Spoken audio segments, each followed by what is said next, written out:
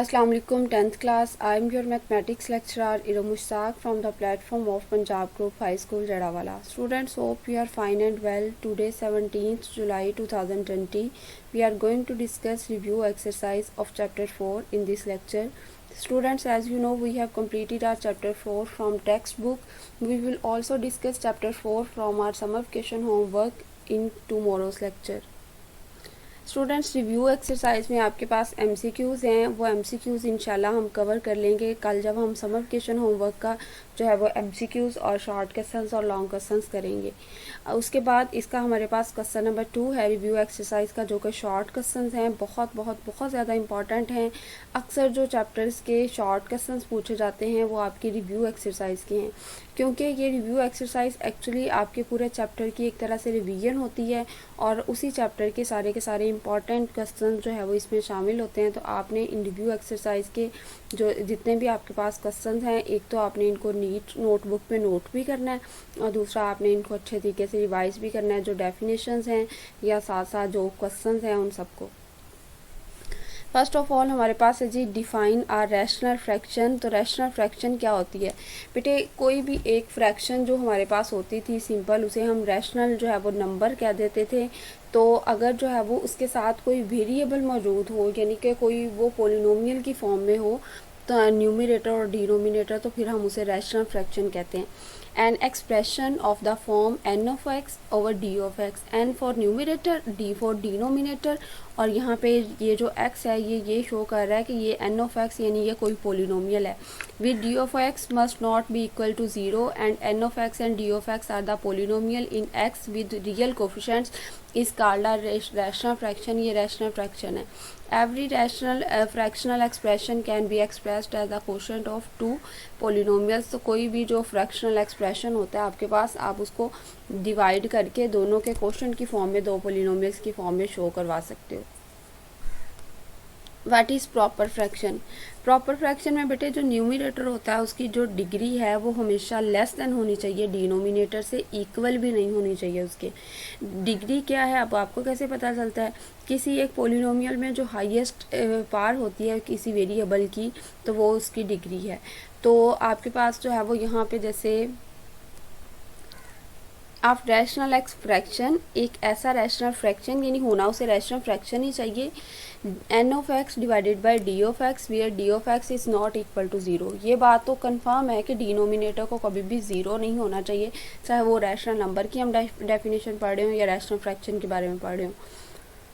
is called a proper fraction if the degree of the polynomial n of x in the numerator, यानी numerator में जो degree है वो less than होनी चाहिए हमेशा the degree of the polynomial d of x in the denominator, denominator से, यानी डिनोमिनेटर बड़ा ही होना चाहिए, उसको इक्वल या जो है वो छोटा नहीं होना चाहिए न्यूमरेटर के, न्यूमरेटर ऊपर वाला ही छोटा होना चाहिए। What is an improper fraction? Improper fraction क्या है? एक ऐसी फ्रैक्शन जिसमें न्यूमरेटर की डिग्री जो है वो डिनोमिनेटर की डिग्री के या तो इक्वल हो या उससे ग्रेटर हो, यानी न्यूमरेटर ये वाला जो n ऑफ x है ये ग्रेटर है या उसके इक्वल है। फॉर एग्जांपल आपके पास है एक्स स्क्वायर न्यूमरेटर में divided by x square plus 1, तो यहाँ पे दोनों की डिग्री क्या है 2 है। या फिर ऐसे हो कि x raise to power 4 plus 1 divided by x cube into x जो है वो, तो फिर भी दोनों की डिग्रीज क्या हो जाती हैं, एक दूसरे के इक्वल आ जाती हैं, क्योंकि नीचे एक्स क्यूब को एक्स के साथ मल्टीप्लाई करेंगे तो एक्स रेज टू पावर 4 बन जाएगा, ऊपर भी एक्स रेज टू पावर 4 है। तो मैंने आपको बताया कि अगर डिग्री इक्वल हो दोनों की या फिर जो है वो ऊपर वाली ग्रेटर हो, दोनों सूरतों में वो इम्प्रॉपर ही होता है। ये बात होप सो आपको याद होगी कि इम्प्रॉपर फ्रैक्शन के हम पार्शियल फ्रैक्शंस बनाने से पहले उसको जो है वो A rational fraction n of x divided by d of x with d of x is not equal to 0 is called an improper fraction। उसे improper fraction कहेंगे if the degree of the polynomial n of x is greater or equal to the degree of the polynomial d of x। और अगर आप ऊपर लिख रहे हैं x square plus 1 और नीचे आप लिख दें एक्स प्लस 1, तो ये आपके पास जो है वो improper fraction की एग्जाम्पल हो जाएगी कि ऊपर वाले की डिग्री जो है वो ग्रेटर है या जो है वो नीचे वाले के इक्वल है। नेक्स्ट बेटे हमारे पास है what are partial fractions. Every proper fraction, ये मैंने आपको बात बता दी थी कि रैशनल फ्रैक्शंस को जो है वो प्रॉपर फ्रैक्शन होना चाहिए जब आप उसके पार्शियल फ्रैक्शंस बना सकते हैं। Every proper fraction n of x divided by d of x with d of x is not equal to zero can be resolve into an algebraic sum of components of fraction. यानी कि वो जो है वो different जैसे उसकी composition करके उसके डीकम्पोजिशन करके उसके छोटे छोटे पार्ट्स अलग-अलग किए जा सकते हैं, वो भी फ्रैक्शन की फॉर्म में ही। तो एक जो है वो दिए गए रिजल्टेंट फ्रैक्शन को उसके पार्शियल फ्रैक्शंस के सम की सूरत में जो है वो शो करवाना, उसको जो है वो पार्शियल फ्रैक्शंस कहते हैं। These components fractions of are resultant fraction are called its partial fractions. वो जो दी गई होती है वो रिजल्टेंट फ्रैक्शन यानी एक फ्रैक्शन होती है हमारे पास, और जो उसके बाकी सारे पार्ट्स होते हैं उसे हम पार्शियल फ्रैक्शंस कहते हैं। नेक्स्ट बेटे क्वेश्चन नंबर 5 है हमारे पास, how can we make partial fractions. हम पार्शियल फ्रैक्शंस किस तरह से बना सकते हैं। सबसे पहले तो हमने डिनोमिनेटर को पहचानना है कि उसका डिनोमिनेटर किस टाइप का है। ये आपके पास ये जो क्वेश्चन है ये एक्सरसाइज 4.1 से रिलेटेड है। इसके डिनोमिनेटर में लीनियर फैक्टर्स मौजूद हैं। जहाँ भी आपको डिनोमिनेटर में लीनियर फैक्टर्स नज़र आएंगे आप क्या करोगे, x-2 divided by x+2 x+3, ये आप जो है वो इसको इसके पार्शियल फ्रैक्शंस का जो जनरल पैटर्न बनाओगे, जो फार्मूला होगा वो a divided by x+2 plus b divided by x+3, ये इक्वेशन 1 आ जाएगा आपके पास। मल्टीप्लाइंग बोथ साइड्स बाय, दोनों साइड्स को आपने मल्टीप्लाई करना है किससे, x+2 इंटू x+3 से। तो आपके पास आ जाएगा इस वाली साइड पे x+2 x+3 दोनों इससे कैंसिल हो जाएंगे, यहाँ पे रह जाएगा x-2। इस वाली साइड पे आपके पास a के साथ मल्टीप्लाई होगा बेटे x+3, क्योंकि x+2 से कैंसिल हो जाएगा, प्लस b इस वाली साइड पे जो है वो x+3 से कैंसिल हो जाएगा, बाकी रह जाएगा x+2। ये आपके पास इक्वेशन 2 आ गई। अब जब आपके पास लीनियर फैक्टर्स होते हैं तो आप जो है वो a और b की वैल्यू उन्हीं लीनियर फैक्टर्स को 0 के इक्वल रख के उससे x की वैल्यू फाइंड आउट करते हैं और फिर उसे बारी बारी इस इक्वेशन 2 में पुट कर देते हैं। सबसे पहला है x+2 इज इक्वल टू 0, तो x इज इक्वल टू -2 आ जाएगा और इसे हम पुट करेंगे इक्वेशन 2 में, तो हमारे पास आ जाएगा। अब हम किस किस में पुट करेंगे, जिसमें ये हमने वैल्यू फाइंड आउट की है x+2 से, तो जिसमें x+2 है उसमें पुट करने की ज़रूरत नहीं है, सिर्फ a वाले में पुट करेंगे और लेफ्ट हैंड साइड में पुट करेंगे वैल्यू। तो ये हो जाएगा जो है वो -2 यानी x-2 था इस वाली साइड पे a, x की वैल्यू -2 +3 जो है वो ग्रेटर है, तो -2 उसमें से माइनस किया, +1 रह जाना है, 1 को a के साथ मल्टीप्लाई करेंगे तो a ही रह जाना है, इस तरफ -4 है, a की वैल्यू आ गई -4। उसके बाद है जी x+3 इज इक्वल टू 0, तो x की वैल्यू आ जाएगी आपके पास -3। अब ये जो -3 आई है इसे आपने पुट करना है, लेकिन याद रखें जिसके साथ a के साथ जैसे x+3 मौजूद था तो उसमें पुट करने की ज़रूरत नहीं है, क्योंकि जिसमें से वैल्यू लेते हैं अगर उसी में पुट करते हैं तो उसका आंसर 0 आ जाता है। यहाँ पे ये आपके पास है -3, x की जगह पे -2, फिर b, फिर x की जगह -3 और +2। -3 में से +2 जाएंगे, बाकी -1 रह जाएगा। -1 जब b के साथ मल्टीप्लाई हो जाएगा तो वो -b हो जाएगा, इस तरफ भी -5 आ जाएगा, तो माइनस से कैंसिल हो जाएगा। इक्वालिटी के दोनों तरफ माइनस हो तो हम उसे कैंसिल कर देते हैं। b की वैल्यू आ गई हमारे पास 5। Putting the value of a and b in equation 1, उस वैल्यू को हमने a और b में पुट कर दिया, a और b की जगह पे। तो ये क्वेश्चन था एज इट इज़, और यहाँ पे a की जगह पे -4 divided by x+2 plus b की जगह पे 5 और x+3। नेक्स्ट हमारे पास क्वेश्चन है resolve into partial fractions x² -1 दिया है। वैसे तो ये क्वाड्रेटिक फैक्टर है, लेकिन आप देख लें कि क्या ये क्वाड्रेटिक फैक्टर जो है वो क्या लीनियर फैक्टर में रिजॉल्व हो सकता है। बिल्कुल हो सकता है। x² है 1 का, आपको पता है अगर हमें ज़रूरत पड़े तो हम स्क्वायर जो है वो क्वेश्चन में बना लेते हैं, क्यूब भी लगा लेते हैं, क्योंकि 1 की जितनी मर्जी पावर इंक्रीज़ कर दो उसने 1 नहीं रहना। तो x² -1 is equal to x-1 और एक बार x+1। इससे कोई फ़र्क नहीं पड़ता कि आप x-1 पहले लिख दो या x+1 पहले लिख दो। ओके जी बेटे, ये अब आपके पास क्वेश्चन आ गया है, इसके आपने पार्शियल फ्रैक्शंस बनाने हैं। Is equal to a divided by x-1 plus b divided by x+1, ये आपके पास इक्वेशन 1 आ गई। मल्टीप्लाइंग बोथ साइड्स, दोनों साइड्स को किससे मल्टीप्लाई करना है, ये जो आपके पास एलसीएम है इससे x-1 into x+1 we get. तो यहाँ पे आपके पास इस तरफ ये दोनों कैंसिल हो जाएंगे, सिर्फ a रह जाएगा, इस तरफ आपके पास a के साथ रह जाएगा x+1, क्योंकि x-1 कैंसिल हो जाएगा। और इस तरफ आपके पास b के साथ रह जाएगा x माइनस 1 क्योंकि इसकी दफ़ा x प्लस 1 कैंसिल हो गया। ये आपके पास इक्वेशन 2 आ गई। As both sides of identity are equal for all values of x, ये तो हमें पता है कि ये आइडेंटिटी इक्वेशन है। आइडेंटिटी इक्वेशन वो इक्वेशन होती है जिसमें आप x की जगह कोई भी वैल्यू पुट करो x की जगह पे तो वो सही साबित हो जाती है उसके लिए। ओके जी, नेक्स्ट हमारे पास है बेटे, आपने जो है वो बारी बारी दोनों लीनियर फैक्टर्स को 0 के इक्वल रख के उसे आइडेंटिटी में पुट करना है ताकि a और b की वैल्यू आ जाए आपके पास। सबसे पहले रखा हमने x minus 1 is equal to 0, तो x इज इक्वल टू 1 आ गया। अब x माइनस 1 से वैल्यू निकाली है तो ये b वाले में पुट नहीं करेंगे क्योंकि इसके साथ x माइनस 1 है, सिर्फ इनमें पुट करेंगे। 1 is equal to a, x की जगह पे 1 आ जाएगा, प्लस 1, 1 प्लस 1 2, 2 उधर जाके डिवाइड होगा और a की वैल्यू आ गई आपके पास 1/2। नेक्स्ट बेटे आपके पास है x plus 1 is equal to 0, तो x is equal to minus 1। उसके बाद आपके पास आ जाएगा यहाँ पे x की वैल्यू -1, तो आपने पुट करनी है। यहाँ पे तो 1 ही है, इसमें नहीं पुट करेंगे क्योंकि x प्लस 1 से ही वैल्यू ली है, सिर्फ b वाले में पुट करेंगे।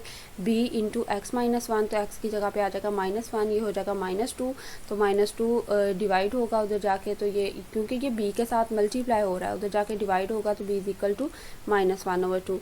अब इसके जो है वो जनरल पैटर्न में इसकी वैल्यू पुट करनी है। सबसे पहले था यहाँ पे x माइनस 1 और यहाँ पे था x प्लस 1। यहाँ पे a की वैल्यू आपने पुट करनी है, तो 1/2, ये 2 जो है वो दोनों के साथ है इसलिए ब्रैकेट लगा के मल्टीप्लाई कर देना है। और उसके बाद यहाँ पे दरम्यान में प्लस होता है लेकिन b की वैल्यू थी -1/2, तो ये माइनस जो है वो इस प्लस के साथ मिलके उसने इसे माइनस कर दिया और ये वाला 2 जो है वो आपने डिनोमिनेटर में लिख के ब्रैकेट लगा दी। नेक्स्ट बेटे आपके पास क्वेश्चन है, अगेन आपके पास एक पार्शियल फ्रैक्शंस वाला क्वेश्चन है जिसमें लीनियर जो है वो पॉलिनोमियल फैक्टर्स मौजूद हैं। तो आपके पास यहाँ पे 3 divided by x plus 1 into x minus 1। बिल्कुल पिछले वाले क्वेश्चन की तरह हम इसको जो है वो यहाँ पे लेट का वर्ड लिखने के बाद इसका जनरल पैटर्न बनाएंगे। एक लीनियर फैक्टर एक पे आ जाएगा फ्रैक्शन पे और दूसरा वाला दूसरे पे आ जाएगा और उसके ऊपर हम a और b लिख देंगे। उसके बाद हमने दोनों साइड्स को मल्टीप्लाई करना है। ये जो एलसीएम होता है, एलसीएम वही होता है जो आपके पास क्वेश्चन का डिनोमिनेटर होता है। आपने जब मल्टीप्लाई किया तो इस साइड पे दोनों कैंसिल हो गए, सिर्फ 3 रह गया और इस साइड पे x प्लस 1 जो है वो कैंसिल हो गया और बाकी रह गया a के साथ मल्टीप्लाई होगा x माइनस 1, b के साथ x प्लस 1 मल्टीप्लाई होगा क्योंकि b के साथ x माइनस 1 कैंसिल हो गया, इसको आपने इक्वेशन 2 का नाम दे दिया। उसके बाद आपने जो है वो बारी बारी दोनों में x की वैल्यूज़ जो है वो निकालनी है जो लीनियर फैक्टर्स दिए हुए हैं, क्योंकि ये जो आपके पास इक्वेशन मौजूद है ये आइडेंटिटी इक्वेशन है, ये किसी भी वैल्यूज़ के लिए सही साबित हो जाती है। सबसे पहले मैंने x प्लस 1 को 0 के इक्वल रखा, इज इक्वल टू x जो है वो इज इक्वल टू आ गया -1 के। अब आपने x की जगह पे -1 पुट करना है तो ये 3 एज इट इज़ आएगा। यहाँ पे वैल्यू निकाली थी x प्लस 1 से, तो x प्लस 1 वाले यानी b वाले में पुट नहीं करेंगे। x माइनस 1, तो x की जगह पे -1 और -1 -2 इधर 3 के साथ जाके डिवाइड होगा तो ये हो जाएगा -3/2, यानी 2 डिवाइड हो गया और जो इसके साथ माइनस है वो 2 के साथ भी लिख सकते हैं, यहाँ दरम्यान में भी लिख सकते हैं, यहाँ स्टार्ट पे 3 के साथ भी लिख सकते हैं, लेकिन लिखना सिर्फ एक मरतबा है आपने। उसके बाद नेक्स्ट है x minus 1 is equal to 0, तो x की वैल्यू आ जाएगी 1 हम पुट करेंगे तो x माइनस 1 a वाले में पुट नहीं करेंगे क्योंकि x माइनस 1 से वैल्यू निकाल लिया वो इसमें 0 हो जाएगी। 3 अगर आपको ऐसे नहीं याद रहता तो आप इसमें पुट करके देख भी सकते हैं। देखिए यहाँ पे 1 लगाएंगे, यहाँ पे -1, ये 0 हो जाएगा वैसे। तो अगर आप चाहते हैं यहाँ पूरी में वैल्यू पुट करें तो आप तब भी कर सकते हैं। b और यहाँ पे x की जगह पे 1 आ जाएगा, 1 प्लस 1 2 इधर मल्टीप्लाई हो रहा है उधर जाके डिवाइड होगा तो ये हो जाएगा 3/2। अब आपके पास जो दोनों वैल्यूज़ हैं उसे आपने पुट करना है। सबसे पहले यहाँ पे है जी -3/2 आपने a की जगह पे पुट किया इंटू एक्स प्लस 1 और फिर यहाँ पे b की जगह पे 3/2 पुट किया इंटू एक्स माइनस 1। अब ये एक पूरी फ्रैक्शन है और ये फ्रैक्शन है, इन दोनों में से क्या कॉमन आ रहा है? इन दोनों में से कॉमन आ रहा है 3/2 कॉमन ले लिया तो बाकी ये वाला प्लस की फ्रैक्शन है और यहाँ पे माइनस बचेगा तो प्लस वाली फ्रैक्शन पहले लिख दी है, यहाँ पे कुछ भी नहीं रहा न्यूमरेटर में तो 1 आ गया और आगे x माइनस 1 और उसके बाद ये माइनस वाली जो है वो बाद में लिख दी। यहाँ 3/2 तो कॉमन ले चुके हैं, यहाँ सिर्फ माइनस बचा, वो माइनस इधर लिख दिया 1 into divided by x plus 1। आप ऐसे भी लिख सकते हो या फिर इतना भी आंसर ठीक है जहाँ पे आपने a और b की वैल्यूज़ पुट कर दी। नेक्स्ट बेटे हमारे पास रिपीटेड जो है वो लीनियर फैक्टर है, तो ये एक्सरसाइज 4.2 के जैसा ये क्वेश्चन सॉल्व होगा। एक दफ़ा जो है वो इस लीनियर फैक्टर को लेट करेंगे, तो जब जनरल पैटर्न्स बनाएंगे एक दफ़ा इस लीनियर फैक्टर को एज इट इज़ लिख देंगे और बगैर रेपिटेशन के, और उसके ऊपर एक वेरिएबल लिखेंगे, फिर इसको इसकी रिपीटेड फॉर्म में लिखेंगे और इसके ऊपर दूसरा वेरिएबल आ जाएगा। उसके बाद हमने मल्टीप्लाई करना है इसको एलसीएम से, तो इस साइड पे सिर्फ x ही रह जाएगा क्योंकि x-3 होल स्क्वायर कैंसिल हो जाएगा। तो इस साइड पे x-3 एक मरतबा रहेगा क्योंकि x-3 का स्क्वायर है, तो इससे एक मरतबा कैंसिल हो जाएगा, एक मरतबा रह जाएगा, तो वो a के साथ मल्टीप्लाई हो जाएगा और b की दफ़ा दोनों ही कैंसिल हो जाएंगे। ये 2 आ गया। इसमें आपके पास जो है वो ये जो लीनियर फैक्टर है x-3, इसे आपने, ये लीनियर फैक्टर है लेकिन अपनी रिपीटेड फॉर्म में है, तो उसे आपने एक दफ़ा 0 के इक्वल रख लेना है। 0 के इक्वल आपने रखा तो आपके पास x की वैल्यू आ गई 3। उसे आपने पुट करना है, किस में पुट करेंगे, x-3 वाले में तो पुट नहीं करेंगे, a वाले में तो पुट नहीं करेंगे। यहाँ x की जगह पे 3 पुट करेंगे और इस वाली साइड पे सिर्फ b आएगा, क्योंकि अगर यहाँ पे पुट करेंगे 3 - 3 ये 0 हो जाएगा। अगर आप करना चाहते हैं, यहाँ लिखना चाहते हैं साथ, तो लिख भी सकते हैं। तो b की वैल्यू आ गई आपके पास 3। उसके बाद हमने वैल्यू फाइंड आउट करनी है a की, तो a की वैल्यू फाइंड आउट करने के लिए और कोई लीनियर फैक्टर तो हमारे पास है नहीं, तो फिर हम इक्वेटिंग मेथड अपनाते हैं। अब a के साथ जो है वो x मौजूद है, तो फिर हम x के कोफिशिएंट्स को इक्वेट कर लेंगे। Comparing the coefficients of x, comparing का वर्ड लिख सकते हैं, या equating the coefficients of x। तो आपने जो है वो कौन सी इक्वेशन से किए हैं, इक्वेट इक्वेशन नंबर 2 से। अब इस तरफ जो है वो x का वेरिएबल x का कोफिशिएंट जो है वो सिर्फ उसके साथ 1 मौजूद है, इज इक्वल टू इस तरफ x का कोफिशिएंट जो है वो a है, a इज इक्वल टू 1। ये a की वैल्यू आ गई आपके पास। उसके बाद a की जगह पे आपने 1 लगाया डिवाइडेड बाय x-3, b की जगह पे 3 लगाया, तो divided by x-3 whole square, दरम्यान में plus as it is. Next बेटे आपके पास क्वेश्चन है, how can we make the partial fractions of. तो पार्शियल फ्रैक्शंस आपने जो है वो बनाने हैं। जो डिनोमिनेटर में आपके पास हैं वो लीनियर फैक्टर्स हैं, क्योंकि x की ज़्यादा से ज़्यादा पार्ट जो है वो इसमें 1 है, तो x divided by x+1 into x plus a into x-a। लेट का वर्ड लिखेंगे, एक लीनियर फैक्टर को पहली फ्रैक्शन के डिनोमिनेटर में, दूसरे लीनियर फैक्टर को दूसरी फ्रैक्शन के डिनोमिनेटर में, और इनके ऊपर वेरिएबल्स एज इट इज़ आ जाएंगे a और b।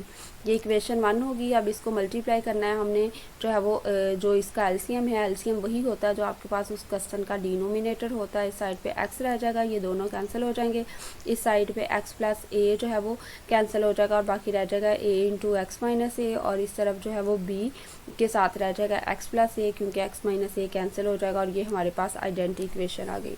अब चूंकि ये भी आइडेंटिटी है, आइडेंटिटी जो है वो x की किसी भी वैल्यू के लिए सही साबित होती है, तो अब हम सबसे पहले बारी बारी वैल्यूज़ इसमें पुट करेंगे। x प्लस a जो है वो पहला लीनियर फैक्टर है, उसे 0 के इक्वल रखा, तो x की वैल्यू आ गई -a। अब जहाँ जहाँ पे जो है वो x मौजूद है इस आइडेंटिटी में, हम उसमें वैल्यूज़ पुट कर देंगे। लेकिन एक बात याद रखिएगा, ये x प्लस a से वैल्यू निकाली है, तो b वाले में जब पुट करना है तो वो 0 ही हो जाना है, इसलिए पुट करने का फ़ायदा नहीं है कोई। आपने सिर्फ इन यहाँ तक पुट कर देनी है वैल्यू। x की जगह पे -a और फिर a एज इट इज़, फिर x की जगह पे -a और -a और -a, ये हो जाएगा -2a।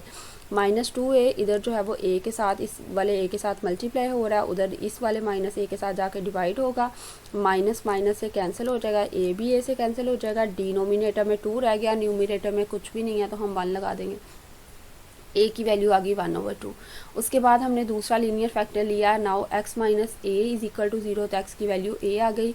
ये किस में पुट करनी है हमने, ये x माइनस a वाले में पुट नहीं करनी, ये x की जगह पे a पुट करेंगे और उसके बाद b इस x की जगह पे a प्लस a, तो ये हो जाएगा 2a, और 2 जो है वो उधर जाके 2a डिवाइड होगा तो a से कैंसिल हो जाएगा, फिर डिनोमिनेटर में 2 रह गया और न्यूमिनेटर में 1 है।